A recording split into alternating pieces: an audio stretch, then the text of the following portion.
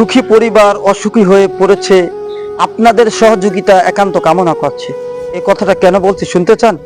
গত কিছুদিন আগে আপনাদের সামনে আমি একটা ফেসবুকে ফটো আপলোড করে বলেছিলাম এই ভাইটা গতকাল থেকে নিখোঁজ, আজও তার কোনো খোঁজ পাওয়া যায়নি।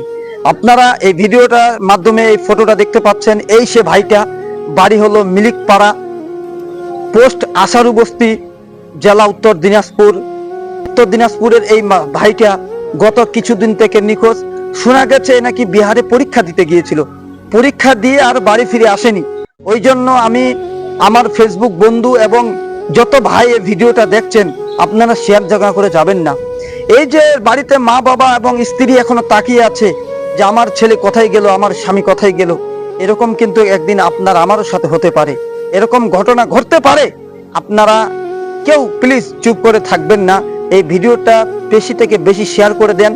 এবং যদি কেউ কোনো জায়গায় দেখে থাকেন তাহলে এই যোগাযোগ নম্বরে প্লিজ কন্ট্যাক্ট করবেন।